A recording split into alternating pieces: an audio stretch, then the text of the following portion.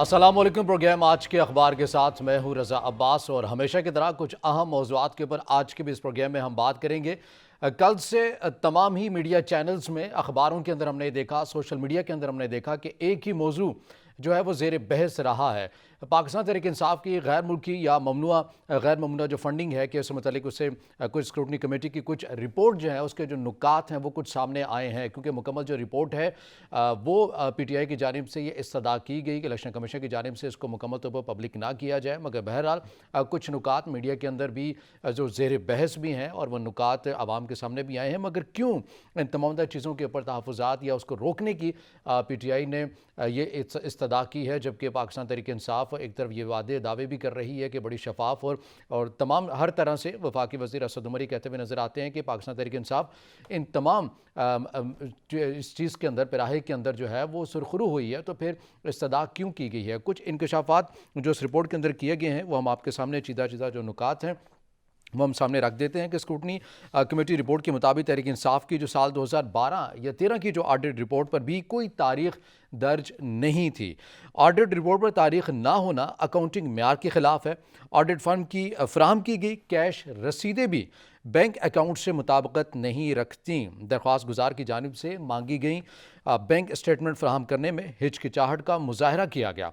PTI ने 5 साल के दौरान 32 करोड़ की रकम छुपाई है। स्क्रूटनी कमेटी को तहरीक इंसाफ, कनाडा और न्यूजीलैंड के बैंक अकाउंट्स तक भी रसाई नहीं दी गई है। ये तमाम तर चीज़ें इस रिपोर्ट के अंदर रखी गई हैं जो स्क्रूटनी कमेटी इलेक्शन कमीशन की ज़ेर निगरानी ये बनाई गई थी कि तमाम अवामिल को वो देखे, जो कि अकबर एस बाबर की जानिब से ये जो केस है ये फ़ाइल किया गया था। वो पाकिस्तान तहरीक इंसाफ के रुकन भी रहे हैं, बाद में उनको पार्टी से निकाल भी दिया गया, वो ख़ुद भी अलग हो गए। इख्तलाफात की बुनियाद के ऊपर भी ये तमाम तरह जो मामला है वो चलता रहा, लेकिन उनका ये इल्ज़ाम था, उनकी ये दरख्वास्त थी कि पाकिस्तान तहरीक इंसाफ को कुछ ऐसे अनासिर हैं जिनकी पाकिस्तान का आइन इजाज़त नहीं देता, उन ज़राए से पाकिस्तान तहरीक इंसाफ को फंडिंग हुई है जिसकी तहक़ीक़ात होनी चाहिए। ताहम 7 साल के बाद, ये कोई छोटा अरसा नहीं है बल्कि 7 साल के बाद स्क्रूटनी कमेटी की ये रिपोर्ट के कुछ मदरजात हैं वो हमारे सामने आए हैं। मुकम्मल तौर पर अभी तक ये रिपोर्ट उस तरह से सामने नहीं आई है। इन तमाम अवामिल के ऊपर बात करेंगे और मरीम नवाज़ की मुबैना तौर पर एक बार फिर एक ऑडियो सामने आ चुकी है जिसके ऊपर कुछ सहाफ़ी जो शख्सियात हैं उनके मुतालिक नाज़िबा कलमात भी उन्होंने कहे हैं और बार बार ये तासुर दिया जा रहा है पाकिस्तान मुस्लिम लीग नून की जानिब से जैसे उनका एक रिकॉर्ड रहा है कि मीडिया को मैनेज करने का, इदारों को मैनेज करने का, और जिस तरह से वो ब्लैकमेलिंग, अगर उनकी मर्ज़ी के मुताबिक बात ना हो तो वो ऐसे जो तरीके हैं जिस तरह से वो मैनेज करते हैं इदारों को, वो करते आए हैं। ये तारीख़ रही है। नाक़दीन ये कहते हुए और मीडिया के अंदर भी ये बातें हो रही हैं। और प्रोग्राम के आखिर में बात करेंगे यकीनी तौर पर आज योम इस्तिस्वाब राय हक, कश्मीरी अवाम के योम हक के खुद इरादत भी मनाया जा रहा है और इस हवाले से करारदाद 5 जनवरी 1949 को मंजूर की गई थी अक़वाम मुत्तहिदा में। उस हवाले से भी कोई खातिर खा इक़दाम नहीं किए गए, उस करारदाद पर अमल नहीं किया गया। इन तमाम अवामिल के ऊपर बात करेंगे और इन तमाम अवामिल पर बात करने के लिए हमें टेलीफोनिक लाइन के ऊपर ज्वाइन किया है सीनियर तज्ज़ियाकार हैं हफीज़ खान साहब, और उनके साथ मौजूद होंगे सीनियर सहाफ़ी हैं राना फरहान असलम। आप दोनों मेहमानों का सबसे पहले बहुत शुक्रिया, आपने कीमती वक्त दिया। हफीज़ खान साहब, सबसे पहले मैं आपसे शुरू करना चाहूँगा, एक अहम केस है PTI फॉरेन फंडिंग केस से मुतल्लिक, आप ये बता सकते हैं कानूनी लिहाज से, चूँकि आप में ख़ुद भी इन तमाम चीज़ों का हिस्सा रहे हैं, कानूनी पहलू बेहतर तरीके से जानते हैं, कितना ख़तरनाक हो सकता है ये तमाम तर जो मामला है पाकिस्तान तहरीक इंसाफ के लिए, या बिल्कुल लाइटर नोट के ऊपर है, कोई ऐसा मसला नहीं होगा? साहब, इसमें हमारे यहाँ कानून तो मौजूद है 1962 से, और वो फिर उसने मुख्तलिफ शक्लें बदली। पॉलिटिकल पार्टीज एक्ट था, फिर पॉलिटिकल पार्टीज ऑर्डर बना 2002 में, और फिर इलेक्शन एक्ट बनते रहे, और लेटेस्ट हमारे पास इलेक्शन एक्ट 2017 का है। और इस 2017 वाले में भी सारा कुछ वही बातें चली आ रही हैं जो शुरू से है। और 2017 के इलेक्शन एक्ट का जो सेक्शन 204 और उसकी सब क्लास 3 है, वो बड़ी वजाहत से फॉरेन फंडिंग के बारे में बताती है कि वो किस तरीके से ममनू है पाकिस्तान की पॉलिटिकल पार्टीज के लिए। जैसा कि आपने अभी तफसील बताई है, इसमें 2 किस्म की बातें आ सकती हैं कि एक तो ये जो सोर्सेज हैं कि इनके पास ये पैसे कहाँ से आए, उनकी तरफ पूरी एक्सेस नहीं दी गई। जैसे आपने अमेरिका का जिक्र किया, न्यूजीलैंड का जिक्र किया जी। और दूसरे मुल्कों का भी जिक्र किया कि उनके अकाउंट तक एक्सेस नहीं दी गई। ऑडिट रिपोर्ट जो इनकी 5 साल की है, ये पीरियड है 2008 से 2013 तक का। सही। तो इसमें भी ऑडिट अकाउंट वो इंतहाई जिसे कहते हैं ना नाकिस किस्म की है, और वो ऑडिट के म्यार पर ही पूरी नहीं उतरती। ना दस्तखत है, ना रसीदें हैं, और ना ही उन रसीदों की कोई रेलिवेंस है कि जो उनके बैंक अकाउंट्स हैं। और इसका एक और पहलू भी है कि बैंक अकाउंट्स कंसील किए गए हैं। सही। जबकि आप ये बात एफिडेविट पर देते हैं, हल्फन देते हैं कि जो मैं डिटेल इलेक्शन कमीशन को प्रोवाइड कर रहा हूं पार्टी के, तो वो बिल्कुल दुरुस्त है, हल्फन दुरुस्त है। लेकिन इसमें जो स्टेट बैंक ऑफ पाकिस्तान ने मदद की है सिक्योरिटी कमेटी की, इन्होंने सिर्फ 12 बैंक अकाउंट अपने बताए हुए थे, और सही। जबकि 53 अकाउंट छुपाए गए थे, कंसीलमेंट थी। और फिर जो एक और इसमें एक बात इंडिकेट की गई है कि जो अभी तक जो फंड्स इन्होंने शो किए थे कि हमें बाहर से मिले हैं, वो रकम बनती है 1 अरब 64 करोड़। सही। लेकिन जो पीटीआई ने जाहिर की थी, वो जाहिर की थी 1 अरब 33 करोड़। तो इस तरीके से 310 मिलियन या आप 31 करोड़ से जायद रकम जो है वो इन्होंने छुपाई के इन्हें मिली। और अब मैं कल से देख रहा हूं कि बार बार पीटीआई के जो साहबान हैं वो टीवी पर आकर, उनके जो वुज़रा हैं वो ये कहते हैं कि हमें जो पाकिस्तानी बाहर रहते हैं उन्होंने हमें ये फंड्स प्रोवाइड किए हैं। लेकिन जो एक रिपोर्ट में बात ये भी आई है कि सिर्फ 1414 पाकिस्तानी हैं जो अब तक जो बात बनी है जी। कि उन्होंने ये दिए हैं, और उसमें जो 47 गैर मुल्की भी हैं और 119 कंपनियां भी हैं कि जिन्होंने ये फंड्स प्रोवाइड किए हैं। अब ये दो जो इनका इलेक्शन एक्ट है उसका सेक्शन 204 की सब क्लास 3 में ये फॉरेन फंडिंग की तो बात आ जाती है। और दूसरी बात ये है कि इन्होंने अपने हल्फ की खिलाफ वर्जी की है कि जो इन्होंने अपने डॉक्यूमेंट सबमिट किए। सही। अच्छा और हफीज़ अपने खान साहब, इन्होंने मुझे यहाँ पर ये भी आपसे मैं ये जानना चाहूँगा कि कुछ मीडिया के अंदर ये भी सवालात रखे गए हैं हमारे कानून के आगे के, जिस तरह बातें की कि हमने ये देख रहे हैं कि जैसे रिटायर तारिक उस्मानी साहब हैं, उनके सामने सवाल रखा गया तो उन्होंने कहा कि इसमें कोई ऐसी कोई बड़ी बात नहीं है, फॉरेन नेशनल जो शख्स होगा वो कर सकता है, वो हो सकता है, एक फ़ैन फॉलोइंग का आंसर भी होता है, वो फंडिंग कर सकता है, इसके अंदर किसी रूल्स की वायलेशन होती हुई नज़र नहीं आती। जबकि दीगर जितने भी माहिर कानून है वो उनसे एक अलग आरा लेते हुए नज़र आ रहे हैं। वाकईन जो फॉरेन नेशनल है वो फंडिंग कर सकता है किसी भी दीगर मुल्क के अंदर सियासी जो जमात है उसको? देखिए जी, फॉरेन नेशनल को क्या पड़ी है कि वो एक दूसरे मुल्क की पॉलिटिकल पार्टी के लिए इस किस्म की इमदाद करे। जो इमदाद करता है उसका कोई ना कोई मफाद होता है, और इसीलिए इस पर पाबंदी लगाई गई थी कि फॉरेन फंडिंग पॉलिटिकल पार्टीज के लिए नहीं हो सकती। हम जब फॉरेन फंडिंग की बात करते हैं तो फंडिंग भाई फॉरेनर्स कहते हैं, जो फॉरेन नेशनल है। अगर कोई हमारा पाकिस्तानी बाहर रहता है और वो करता है, उसकी पॉलिटिकल एफिलिएशन है, तो वो फॉरेन फंडिंग में बात नहीं आती। तो ये बड़ा वाज़ेह फर्क है। यहां पर तो एक फॉरेन फंडिंग का मामला है, दूसरा हल्फ की खिलाफ वर्जी का मामला है, और तीसरा कंसीलमेंट की बात है कि मामला छुपाए गए हैं और जो ऑडिट की जिम्मेदारी थी वो पूरी नहीं गई थी। तो इस पर अब सेक्शन जो है पॉलिटिकल पार्टी इलेक्शन एक्ट का 212 वो इन्वोक होता है कि 212 के तहत इलेक्शन कमीशन ऑफ पाकिस्तान ये अपना एक रेफरेंस बना के भेजता है फेडरल गवर्नमेंट को, और फेडरल गवर्नमेंट पाबंद है कि उसके मुताबिक वो गजट नोटिफिकेशन जारी करे, और 15 दिन के अंदर अंदर अगर वो फेडरल गवर्नमेंट समझती है, उसे एग्री करती है, तो वो उसको सुप्रीम कोर्ट ऑफ पाकिस्तान में भिजवा देगी। और सुप्रीम कोर्ट ऑफ पाकिस्तान में भी अगर वो सारी बातें साबित हो जाती हैं तो उस पॉलिटिकल पार्टी को डिसॉल्व किया जा सकता है। और फिर इसके बाद आता है इसका सेक्शन 213। सेक्शन 213 में ये है कि जो उस पार्टीज के ओहदेदार हैं जो गवर्नमेंट में हैं या कोई मेंबर बने हुए हैं पार्लियामेंट के, तो वो बाकी टर्म के लिए डिस्क्वालीफाई हो जाएंगे। अच्छा। अब सवाल यहाँ ये पैदा होता है कि अगर पीटीआई के खिलाफ इलेक्शन कमीशन फेडरल गवर्नमेंट को भिजवाता है कोई रेफरेंस, तो फेडरल गवर्नमेंट तो पीटीआई की है, वो क्यों कर उसे इंडोर्स करे, वो क्यों कर उसे गजट नोटिफिकेशन में शाये करे, डिक्लेयर करे, और क्यों कर उसे सुप्रीम कोर्ट में वो उसका रेफरेंस भेजे। तो यहाँ पर जो है कानून खामोश है, लेकिन कानून इतना भी खामोश नहीं होता। यहाँ पर फिर वो जो कोर्ट्स की इनहेरेंट पावर्स होती हैं या कोर्ट्स का एक अपना मामलात होती है इस किस्म की चीजों में, तो मैं समझता हूं कि इस किस्म के हालात में कि जब फेडरल गवर्नमेंट उसी पार्टी की हो जिस पार्टी के खिलाफ रेफरेंस बनाकर भेजा जा रहा है, तो कोई भी शख्स या कोई भी पॉलिटिकल पार्टी उसको सुप्रीम कोर्ट में ले जा सकती है और सुप्रीम कोर्ट उसकी जुरिस्डिक्शन ले सकती है। ठीक बात, ये अहम नुक्ता आपने बयान किया। इसी नुक्ते को लेकर मैं राना फरहान असलम साहब के पास जाऊंगा। राना साहब, वज़ीर-ए-आज़म पाकिस्तान जब अपोजिशन में थे बार बार ये कहते रहे हैं, जिस वज़ीर की वजारत के अंदर कुछ भी ऐसी कोई चीज़ हो जाती तो वो मुतालबा करते थे कि इस्तीफ़ा दें और एक शफाफ इंक्वायरी तभी मुमकिन हो सकती है।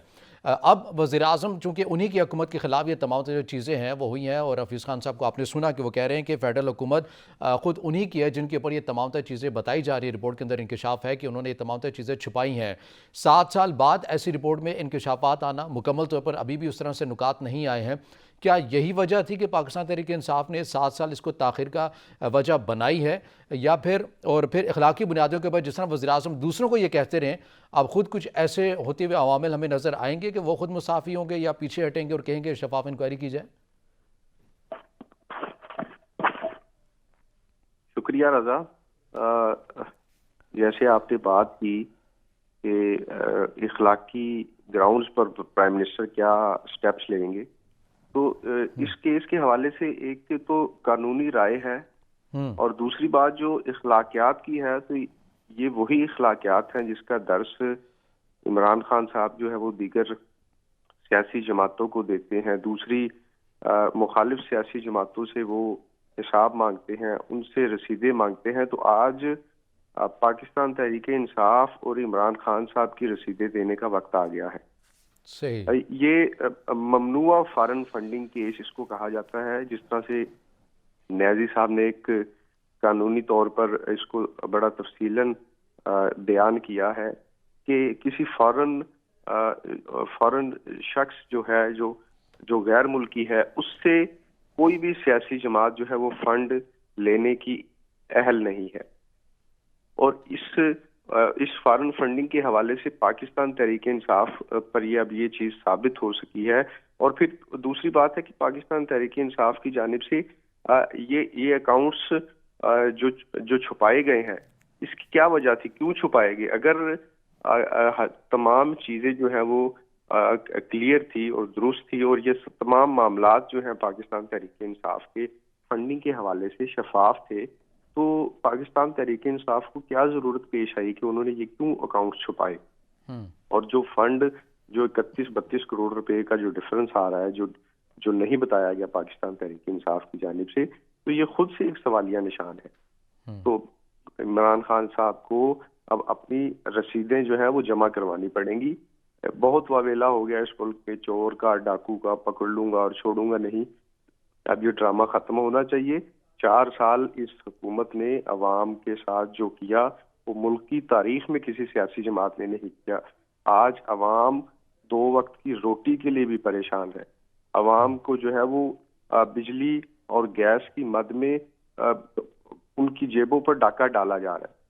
आज एक आम शहरी को नहीं पता कि वो बिजली और गैस के बिल में और पेट्रोलियम मसनूआत की कीमतों की सूरत में कौन कौन से टैक्सेस अदा कर रहा है। पाकिस्तान तहरीक-ए-इंसाफ ने लोगों को बहुत बेवकूफ बनाया।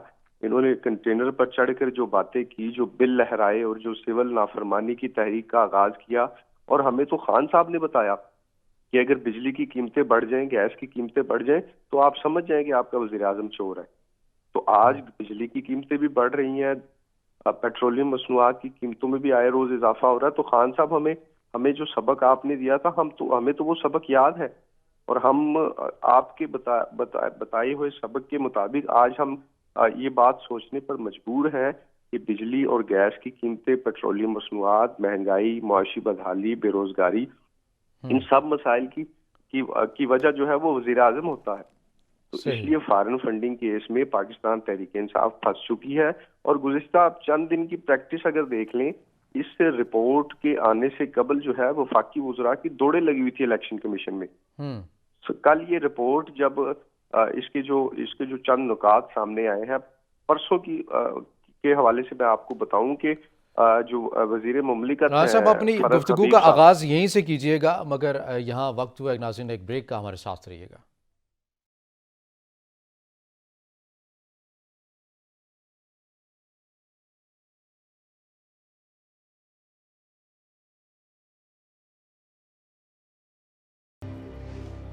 ब्रेक के बाद नाज़रीन प्रोग्राम में आपको खुश आमदीद कहेंगे और पाकिस्तान तहरीक इंसाफ ममनुआ फंडिंग केस से मुतल्लिक स्क्रूटनी कमेटी, इलेक्शन कमीशन की कुछ इंकशाफात और कुछ नुकात हमारे सामने आए हैं और उन्हीं के ऊपर आज हम बात भी कर रहे हैं। राना साहब, वहीं से अपनी गुफ्तगू का आगाज़ कीजिएगा, आप कुछ कह रहे थे। जी रजा, मैं आपको बता रहा था कि इस रिपोर्ट के हवाले से पाकिस्तान तहरीक इंसाफ ने की हुकूमत ने उनके वज़रा की जानिब से बाकायदा एक मुहिम का आगाज किया गया था इलेक्शन कमीशन के खिलाफ।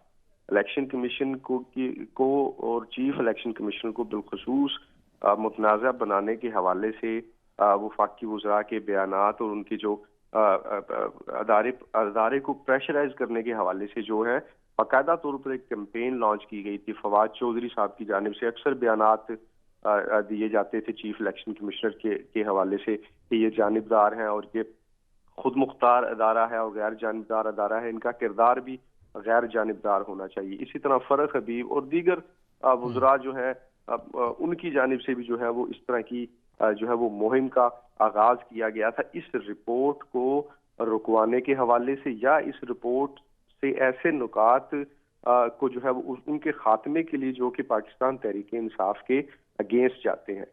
तो बहरहाल इलेक्शन कमीशन ऑफ पाकिस्तान की जानिब से जो है उनकी आईनी जो जिम्मेदारी थी, उन्होंने वो अपनी जिम्मेदारी निभाते हुए इस रिपोर्ट को मुरतब किया और तमाम जो हकायक हैं उनकी रोशनी में इस रिपोर्ट को मुरतब करने के बाद जो है वो जारी भी किया फ्रीकैन को। और अब वक्त है कि पाकिस्तान तहरीक इंसाफ जो है वो ये मुतालबा ना करे कि पीपल्स पार्टी और नून लीग के जो फॉरेन फंडिंग है के हवाले से जो चीजें हैं उनको कौम के सामने रखा जाए, बल्कि उनको इखलाकी तौर पर इतनी जुर्रत का मुजाहरा करना चाहिए कि वो अपने पाकिस्तान तहरीक इंसाफ के जो अकाउंट्स और जो फंड्स हैं 31-32 करोड़ की जो फिगर आ रही है उसके हवाले से कौम को हकायक से आगाह करें। सही। हफीज़ खान साहब, मैं ये आपसे जानना चाहूँगा, माजी में हमें कोई ऐसी मिसाल मिलती है पाकिस्तानी सियासत के हवाले से कि इस बिना के ऊपर कोई जो सियासी जमात है उसको बैन कर दिया हो इलेक्शन कमीशन की जानिब से, या कोई ऐसी बड़ी सतह के ऊपर कार्रवाई होती हुई कानूनी तौर पर हमें मुल्क की सियासी सूरत हाल के ऊपर कोई मिसाल मिलती है?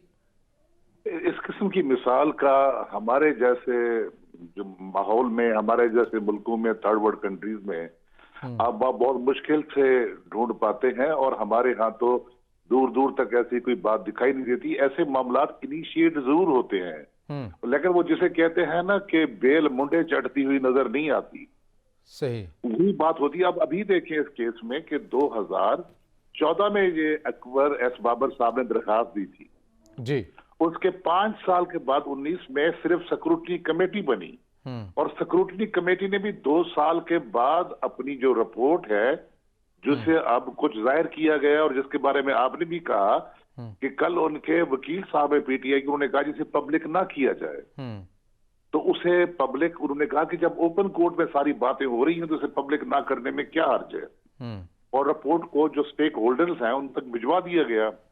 लेकिन आप देखिए कि हमारे यहाँ डिफेंस किस तरह का लिया जाता है। हम लोग जब एक शख्स पर कोई इल्जाम लगता है तो वो अपने इल्जाम का जवाब देने की बजाय फौरन ये कहता है जी ये काम तो उसने भी किया है, उसने भी किया है, चाहे इसमें पाकिस्तान पीपल्स पार्टी रही हो, चाहे इसमें नून लीग रही हो, चाहे पीटीआई रही हो।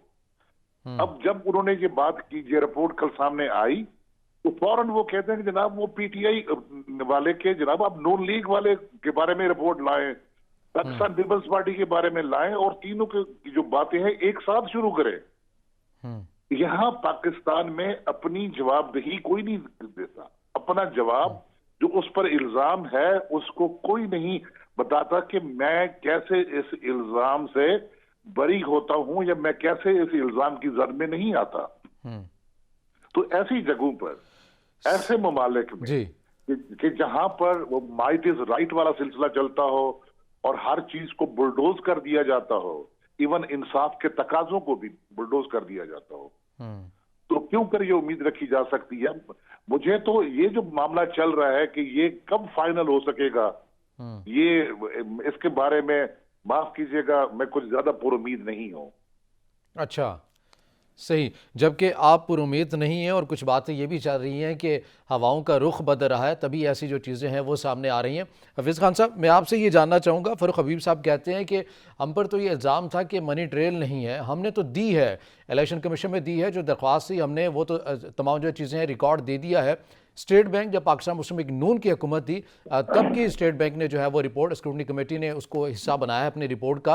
हम बहुत सारे जो नुकात हैं वो अगली समात पर रखेंगे और ये दरख्वास्त खारिज हो जाएगी। ये केस के अंदर कोई इतनी जान है नहीं है जितना वावेला किया जा रहा है। जी, फरूक हबीब साहब की बात सराखों पर, लेकिन ये वही मामला है कि जैसे नून लीग ने कतरी खत लेकर कोर्ट में रख दिया था और कहा था कि हमने मनी ट्रेल दे दी है, जो अभी तक नहीं मिली। यही वो मामला है कि एक ऑडिट रिपोर्ट जिस पर साइन नहीं है, जिस पर तारीख नहीं है और जिसमें रसीदें जो हैं वो उस मेयार पर पूरी नहीं उतरती, ये दे देना और फिर इतने सारे अपने अकाउंट छुपाना, अपने के उनके अमेरिका के और न्यूजीलैंड के अकाउंट से उन तक रसाई ना देना, और इन तमाम के लिए कितनी पेशियां ली गई और कितना वक्त गुजार दिया गया। क्या ये सारी चीजें उस तरफ जाती हैं कि जनाब हमने मनी ट्रेल दे दी है? और जो आपने फरमाया कि हवाओं का रुख बदल रहा है, जी। तो हमारे यहाँ हवाओं का रुख सिर्फ इतना बदला जाता है कि जो आपसे बगावत कर रहा है या जो आपका हुक्म से पहलू तही कर रहा है, उसे फिर से कैडे में लाया जाए और उसे फिर से अपनी जगह पे रखा जाए। और वो जो आखिरी बात होती है वो उस वक्त होती है कि जब मामलात बिल्कुल हद से गुजर जाए। लेकिन सही। इस वक्त कि जब ये सूरत हाल है, मेरे ख्याल जो डिस्क्वालिफिकेशन वाली बात है या पार्टी डिसॉल्व करने वाली बात है, इनकी जगह लेने को कोई भी तैयार नहीं है। सिर्फ एक सूरत है कि नए इलेक्शन हो जाए। ठीक। राना साहब, मैं आपसे ये जानना चाहूँगा कि जिस तरह से ये तासुर भी दिया जा रहा है कि हवाओं का रुख बदल रहा है, तभी ऐसे जो फैसले हम होते हुए देख रहे हैं। हफीज़ खान साहब ने कहा कि बाज़ चीज़ें ऐसी तभी सामने आती हैं, कुछ दबाने की कोशिश की जाती है कि तुमने ताबेदारी उस तरह से नहीं की है, तो फिर ये देख लो कि ये नतायज सामने आ चुके हैं। मैं सुन रहा था मियाँ जावेद लतीफ़ साहब को, वो ये कहते हैं कि ये सिलसिला जो है बंद होना चाहिए। हम ये नहीं चाहते कि पाकिस्तान तहरीक इंसाफ के खिलाफ इतनी बड़ी सतह के ऊपर कार्रवाई हो जाए। आगे हम इन तमाम मुल्क को अपने इस नहज के ऊपर ले आए हैं कि माशी हालत जो है वो हम ये देख रहे हैं, तो ऐसी चीज़ें मैं इस हक में नहीं है। उन्होंने ये कहा कि ऐसा नहीं होना चाहिए, जमहूरियत के अंदर कम से कम थोड़ा बहुत रिलीफ दें आप इन तमाम अवामिल को और पॉलिसी को चलने दें आप। रजा, बदकिस्मती से पाकिस्तान का सियासी निज़ाम जो है उसमें काफ़ी सुकम है। जहां पर एक को गिराने के लिए दूसरा उसकी पुश्त पर फौरन खड़ा हो जाता है आके, और जो यहाँ पाकिस्तान में जो एक सिलसिला है अपनी अपनी बारियां लेने का, तो उसके लिए तमाम सियासी जमातें जो है वो उनको वन पॉइंट एजेंडा पर जो है वो इकट्ठा होना होगा। जिस तरह माजी में हमने देखा कि मियां नवाज शरीफ और बेनजीर भुट्टो के माबैन जो है वो चार्टर ऑफ डेमोक्रेसी जो है वो किया गया, तो उसके नुकात भी कुछ इसी तरह के थे कि जो पॉलिटिकल निज़ाम को जो कमज़ोर करने वाले अवामिल हैं उनकी जानिब से किसी किस्म की डिक्टेशन और उनकी मुदाखलत को रोकने के लिए दोनों पॉलिटिकल पार्टीज ने जो है वो वन पॉइंट एजेंडे पे जो है इत्तेफाक किया था।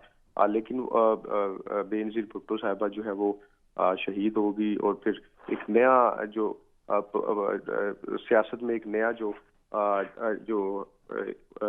आसिफ अली जरदारी की एंट्री हुई, और वो सारा मामला जो है वो इसी तरह कटाई में पड़ा रहा और इस तरह मामला आगे नहीं चल सका। तो बहरहाल जावेद लतीफ साहब हों या पाकिस्तान तहरीक इंसाफ हो या पीपल्स पार्टी हो, सियासतदानों को कम से कम एक पेज पर होना चाहिए पाकिस्तान की सियासत को लेकर। किसी को गिराने के लिए किसी दूसरी कुव्वत का आलाकार किसी सियासी जमात को नहीं बनना चाहिए।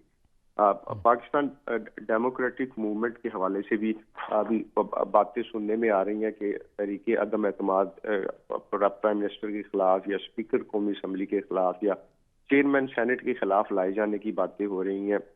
इस हवाले से भी हम ये ये डिमांड करेंगे कि किसी किसी तीसरी कुव्वत का आलाकार किसी सियासतदान को नहीं बनना चाहिए। मुल्की सियासी निज़ाम में जो है वो इस्तेहकाम होना चाहिए और सियासी तरीके ये से पीडीएम इस नुक्ते के ऊपर गौर कर रही है या फिलहाल बातें ही की जा रही है महज?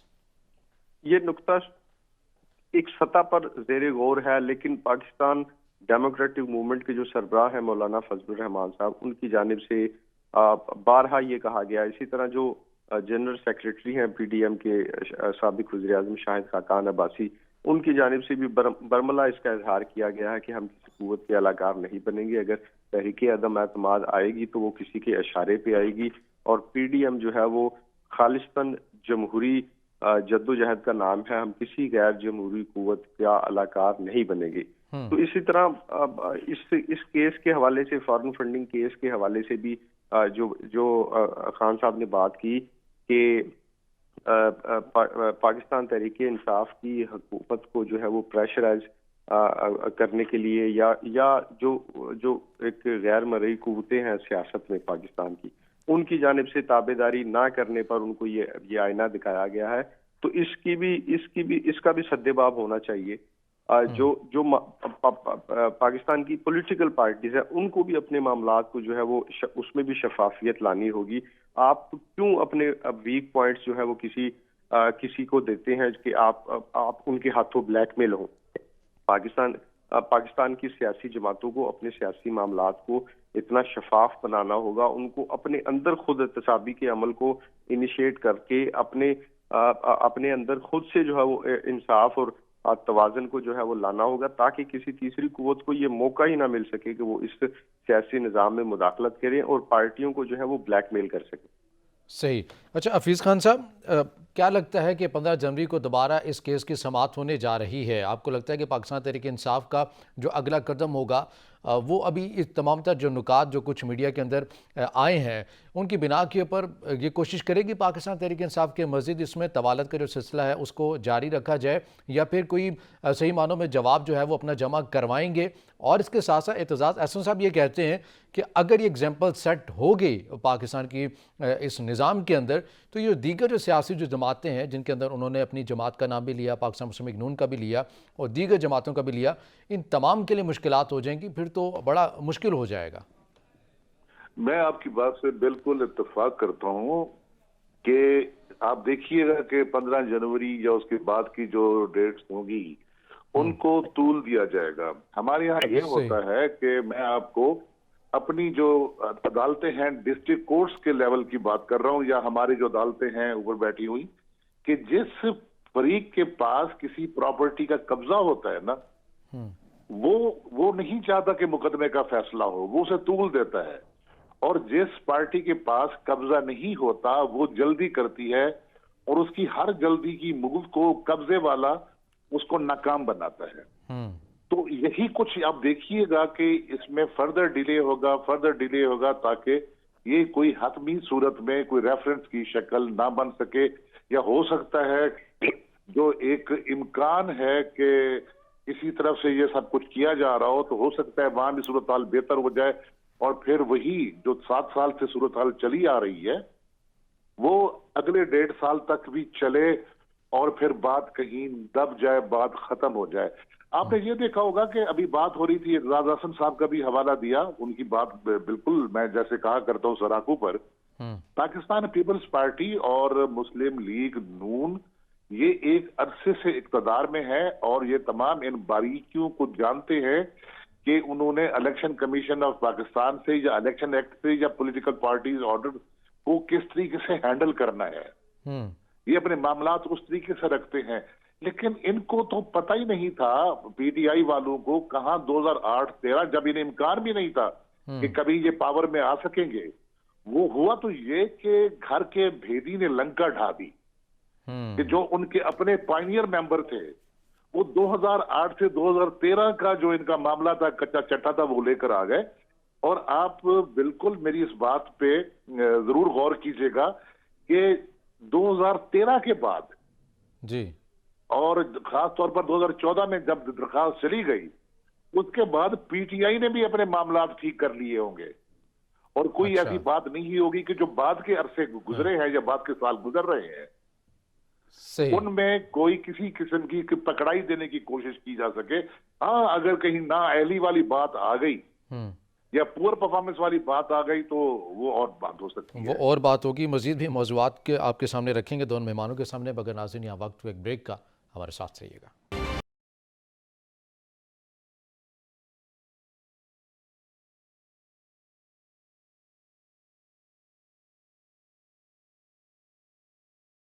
ब्रेक के बाद नाज़रीन प्रोग्राम में आपको खुश आमदीद कहेंगे और प्रोग्राम के इस दूसरे मरहले के अंदर हम बात करेंगे अपने दूसरे मौजू के हवाले से मरीम नवाज़ की एक मुबैना तौर पर फिर एक ऑडियो जो है वो मंजर आम पर आई है, जिसमें वो साबिक़ वज़ीर इत्तला परवेज़ रशीद से उनसे कोई गुफ्तगू भी कर रहे हैं, मीडिया को फिर से मैनेज करने की बातें जो हैं वो कर रहे हैं। इस हवाले से जो सवालात हैं अपने मेहमानों के सामने रखेंगे। राना साहब, सबसे पहले मैं आपसे जानना चाहूँगा, पाकिस्तान मुस्लिम लीग नून के हवाले से ये तासुर ज़्यादा ही जो है वो कवी होता जा रहा है कि मैनेज किया जाता है, ये हर इदारों को भी मैनेज करते हैं, मुखालफिन के ख़िलाफ़ मीडिया को भी मैनेज करते हैं, और इस तरह की जो ऑडियोज़ हैं फिर वीडियोज़ हैं, ये जो सिलसिला पूरा जो शुरू हो जाता है, ये सबूत हैं कि ये ऐसा करते हैं। रजा, ये किसी एक सियासी जमात की बात नहीं, क्योंकि ऑडियो जो है वो मरीम नवाज साहिबा की है, तो इसलिए टारगेट PMLN को किया जा रहा है। माजरत के साथ हमारे सियासी निज़ाम में ये चीज़ें को नई और गैर मुतवक्के नहीं। माजी में भी इसी तरह होता आया, मीडिया को टारगेट भी किया गया, मीडिया को मैनेज भी किया गया, और परवेज मुशर्रफ का दौर हो या इससे पीछे की बात की जाए, और आज की बिलखुसूस अगर बात की जाए तो आज भी कोई हालात मुख्तलिफ नहीं। पाकिस्तान के मीडिया पर गैर अलानिया सेंसरशिप जो है उसका राज है। आज भी हुकूमत के खिलाफ बात करने वाले सहाफियों को जो है वो चैनल से ऑफ एयर कर दिया जाता है। उनके खिलाफ निजी महफिलों में इसी तरह की गुफ्तगू होती है जिस तरह की ये ऑडियो टेप जो है वो सामने आई है। कितने एंकर्स हैं रजा, आप भी जानते हैं, मैं भी जानता हूँ, जिनको इस हुकूमत पर तनकीद करने के हवाले से या कौम को हकायक से आगाह करने की पादाश में जो है वो उनकी नौकरियां जो है वो खत्म करवा दी गई, उनको चैनल से ऑफ एयर कर दिया गया, उनके कॉलम्स पर पाबंदी लगा दी गई, और कुछ सहाफी तो ऐसे हैं जो जिनको पाकिस्तान से जो है वो यहाँ से पाकिस्तान छोड़कर जाना पड़ा, आज वो किसी और मुल्क में जो है वो रहने पर मजबूर है। तो इसलिए माजरत के साथ ये सिर्फ एक मुस्लिम लीग नून का माइंडसेट नहीं, ये हर सियासी जमात, हर पॉलिटिकल पार्टी जो है उसकी सोच है कि वो अपने खिलाफ और अपने वो जो अक्सर हम एक इस्तेलाह इस्तेमाल करते हैं ना कि आईना दिखाया तो बुरा मान गए। तो ये हर दौर में ऐसा हुआ है कि जब भी मीडिया किसी सियासी जमात को बिलखुसूस जो सियासी जमात इक्तदार में हो उसको मीडिया की जानिब से जब आईना दिखाया जाता है तो उनको अपना वो चेहरा पसंद नहीं आता जो उस आईने में नजर आ रहा होता है। तो इसलिए ये एक माइंडसेट है, एक सोच है पॉलिटिकल पार्टीज की, जिसको खत्म होना चाहिए।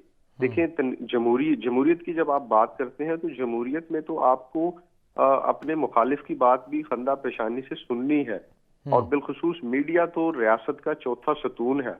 आपने मीडिया के हवाले से अगर आपकी ये सोच होगी, आपकी ये मेंटालिटी होगी, तो फिर आप किस मुंह से जमहूरियत का नाम लेते हैं? तो अब पाकिस्तान की सियासी जमातों को इस पर सोचना होगा, इस हवाले से अपने किरदार को भी वाज़ेह करना होगा, मीडिया को ऑन करना होगा।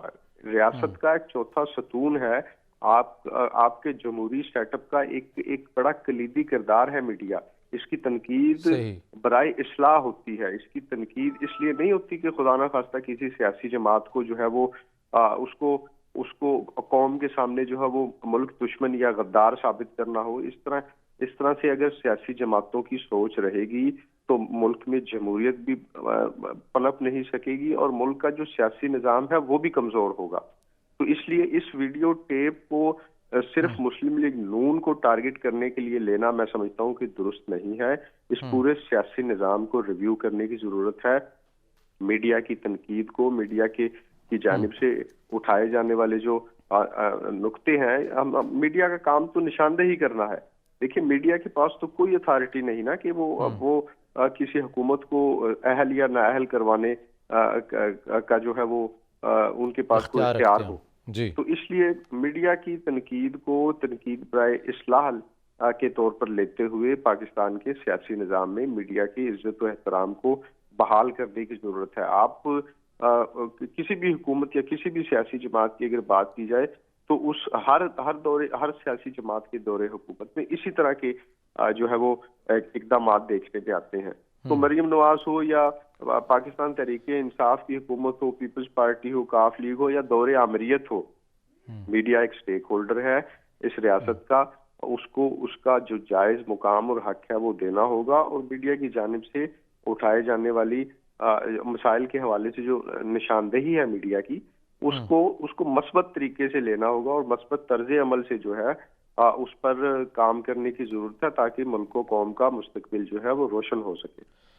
ठीक हो गया। हफीज़ खान साहब, आप क्या कहना चाहेंगे इस नुक्ते के ऊपर? एक तरफ ये नारा हो कि वोट को इज्जत दो और जमहूरियत की अक़दार की बात की जाती है, मीडिया की आज़ादी की बात की जाती है, फिर उसी जमात की जानिब से ऐसी जो बातें हैं वो भी मंसूब होकर निकलती हैं। एक ऑडियो को तो बहरहाल मरीम नवाज़ ने ऑन भी किया है, दीगर को वो नहीं कर सकी, खामोश हैं अभी तक। लेकिन इस हवाले से मैं देखा, जहाँ राना साहब ने कहा कि तमाम जो सियासी जमातें हैं जब उनको इक़्तिदार मिलता है तो पहली कोशिश यही होती है कि किसी तरह मीडिया को दबाया जाए, अपनी मर्ज़ी के लोग जो हैं उनको बिठाया जाए, यानी ना सिर्फ सहाफ़ियों को बल्कि अपने तर्जमानों को बिठा दिया जाए। वो इस्तिलाह भी आपने सुनी होगी, वो ऐसी टर्म इस्तेमाल की गई है परवेज़ रशीद की जानिब से। तो ऐसे जो अनासिर तमाम जो सियासी क़ुव्वतें हैं वो क्यों दरपे होती हैं कि मीडिया को किसी हद तक काबू कर लिया जाए? आप आवाम को रिलीफ दें, आवाम के साथ जो वादे आप करके आते हैं वो करें, तो मीडिया आपको भी अप्रिशिएट करेगा।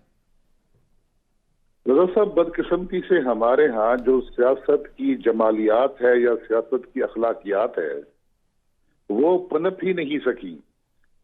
हमारे यहाँ वो सियासी क़यादत जिन्होंने पाकिस्तान बनाया वो क़ायद आज़म मोहम्मद अली जिन्ना साहब के साथ रहे, और उन्होंने फिर उनके बाद पाकिस्तान में सियासी अखलाकियात को रासिख करना था।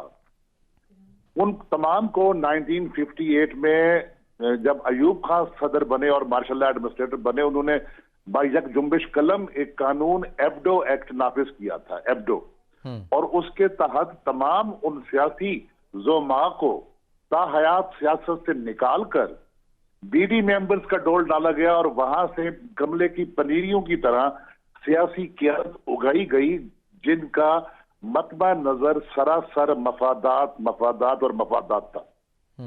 अब वही नस्ल वो जो वो पलती गई, उनके नजदीक कोई अखलाकियात नहीं थी, उनके यहाँ तालीम का तकद्दुस में नहीं था, उनके यहाँ किसी दूसरे की इज्जत को, पगड़ी को सरे राह उछालने में भी कोई आर नहीं था। तो हम देखते हैं कि वो जो हमने खेत बोया था उसी की फसलें पक कर बार बार तैयार होती हैं, और हमारे मुल्क की पूरी सियासत अपनी जमालियात और अपनी अखलाकियात से महरूम है। मरियम साहबा को जब वो दूसरों के जो डर्टी लिनन थी या उनके गंदे पोतड़े सरेआम धो रही थी, अपनी उनकी ऑडियोज या उनकी वीडियोज निकाल कर, तो उन्हें उस वक्त सोचना चाहिए था कि वो भी उसी समंदर में तैर रही हैं, उसी दरिया में तैर रही हैं, और उनके पर भी निगाह है और उनके मामलात भी देखे जा रहे हैं। तो ये जो होता है, इन्होंने नून लीग ने बाकी दोनों पार्टियों से, पाकिस्तान पीपल्स पार्टी हुई या पीटीआई हुई, इन्होंने उनसे हटकर एक तरीका अख्तियार किया। इन्होंने दूसरों को दबाने की बजाय ज्यादातर दूसरों को अपना बनाया, उनकी एफिलेशंस, उनकी खरीदी, उनको अपने तौर पर, अगर मैं ये लफ्ज इस्तेमाल करूं तो उन्होंने उनको अपना बनाया इस तौर पर। आपने वो कायनात की टोकरियों वाली बात तो सुन ली होगी ना इस वीडियो में। जी जी जी जी जी। अच्छा, तो फिर वो सब ये सिलसिला जब होता है तो फिर आदमी को तवक्को रखनी चाहिए कि जो दूसरे उन्हें माफ नहीं करेंगे। इस सिलसिले में पाकिस्तान पीपल्स पार्टी बिल्कुल घामड़ निकली। वो ना तो पार्टियों पर, वो जो है साथियों पर दबाव डाल सकी उस तरीके से, ना उनको खरीद सकी। अब पीटीआई वालों ने खरीदने की बजाय उनको दबाना शुरू कर दिया और उन पे अरसा है तंग कर दिया। तो ऐसे में तो फिर एक पार्टी रह जाती है ना कि जिसके नाम लेवा सारे होंगे और जिनसे तमाम मामला चलेंगे। तो ये इनको सोचना चाहिए। हम अभी जो हमारी पाकिस्तान की सियासत हो चुकी है, या जिस किस्म की सियासी क़यादत इस वक्त प्रिवेल कर रही है, या मंजरनामे पर है, हम उनकी अखलाकियात को कोई मजमून लिखकर, उनको कोई शायरी सुनाकर ठीक नहीं कर सकते। ना हम उनको ताज़ीर से ठीक कर सकते हैं, ना हम उन्हें जेलों में डाल सकते हैं। ये चीजें इनके साथ जाएंगी जब तक हमारे यहाँ मुआशरे में अखलाकियात नहीं पनपेंगी, मुआशरे में अखलाकियात रासिख नहीं होगी, तो सियासी पार्टियां या सियासी लोग या साफी हमारे मुआशरे से आते हैं ना जी। बहरहाल इन ऑडियो और वीडियोज ने एक ये काम जरूर किया है कि जो लोग पहले साफ छुपते भी नहीं, सामने आते भी नहीं वाली सूरत हाल में थे ना, अब वो खुलकर सामने आ गए हैं। जिसे कहते हैं कि वो पूरी, उन्हें कहा ठीक है जी, अब नाम आ गया है तो ठीक है, हम बिल्कुल सामने खड़े हैं और उसी तरीके से काम करेंगे जैसे आप हमें हुक्म करेंगे। ठीक। तो ये पाकिस्तान की बदकिस्मती है इस हवाले से कि हमारा मुआशरा अखलाकियात से आ रही है, और हमारे जो मुआशरे के स्टेक होल्डर्स हैं वो सारे के सारे अखलाकियात से आ रही है, और ये सिलसिला रुकने वाला नहीं है, और भी कुछ आए। और ये सिलसिला रुकने वाला नहीं है। ये मौक़िफ़ है हफीज़ खान साहब का। हफीज़ खान साहब और राना फरहान असलम, आप दोनों हमारे साथ रहे, आप दोनों मेहमानों का बहुत शुक्रिया। नाज़रीन, प्रोग्राम में आगे बढ़ते हैं और बात कर लेते हैं कि आज योम इस्तिस्वाब राय हक मनाया जा रहा है। कश्मीरियों की मुनासबत के हवाले से 5 जनवरी 1949 को यह करारदाद मंजूर की जाती है अक़वाम मुत्तहिदा में, और अक़वाम मुत्तहिदा की इस करारदाद के अंदर, मतन के अंदर कहा जाता है कि अक़वाम मुत्तहिदा की ज़ेर निगरानी ही ऐसे इक़दामात किए जाएंगे कि कश्मीरियों को ये हक़ होगा कि वो अपनी सरज़मीन से मुतल्लिक़ फ़ैसला कर सकें कि वो आया वो किस निज़ाम के साथ जुड़ना चाहते हैं या नहीं जुड़ना चाहते। वो ख़ुद एक आज़ाद हैसियत से जो है वो अपनी जो शनाख्त है उसको जो है वो अपनाना चाहते हैं। ये तमाम तर चीज़ें जो हुई हैं वो 5 जनवरी 1949 को हुई हैं। आज इन तमाम तर इस अरसे को 73 जो अरसा है 73 साल का, वो बरस बीत चुके हैं, मगर इस करारदाद के मतन के ऊपर कोई अमल होता वह हमें नज़र नहीं आया, बल्कि इसके बरक्स अलबत्ता ज़रूर हुआ है। हमने ये देखा कि 5 अगस्त 2019 का इक़दाम भारत में मकबूजा कश्मीर की खसूसी हैसियत को ख़त्म किया जाता है, और वहाँ पर जो जुल्म और बर्बरियत की जो दास्तान है उसके अंदर मज़ीद शिद्दत आती है। जवानों को किस तरह बेदर्दी से मारा जाता है, ख़वातीन की किस तरह से बेदर्दी से उनकी इस्मत दरी की जाती है, और बच्चों को किस तरह से मारा जाता है, उनको नाबीना किया जाता है, टॉर्चर किया जाता है। ये तमाम तर अभी तक ये जो जुल्म का जो सिलसिला है वो रवां है, ये दास्तान जारी है। इसके ऊपर बारहा पाकिस्तान अपना मौक़िफ़ रख चुका है, आलमी दुनिया के सामने रख चुका है, अक़वाम मुत्तहिदा में ये आवाज़ उठा चुका है कि कश्मीरियों को उनके हकूक़ दिए जाएँ, और उसी करारदाद के मतन में दिए जाएँ जो अक़वाम मुत्तहिदा ने 5 जनवरी 1949 को मंजूर की थी। आज भी पाकिस्तान की जो भी रियासत हो, पाकिस्तान में जो भी हुकूमत हो, सदर ममलिकत हो, वज़ीर-ए-आज़म पाकिस्तान हो, यही पैगाम है कि अक़वाम मुत्तहिदा अपने करारदाद के मुताबिक भारत से ये अमल करवाए कि जो करारदाद मंजूर की गई थी। मगर इसके बरक्स इक़दामात जो हैं वो हम होते हुए देख रहे हैं, और आलमी दुनिया इन तमाम तर मंजरनामे के ऊपर खामोश होकर भारत के इन मज़ालिम की तायद करती हुई हमें नज़र आती है। आज के प्रोग्राम से इतना ही, इजाज़त दीजिए, अल्लाह हाफ़िज़।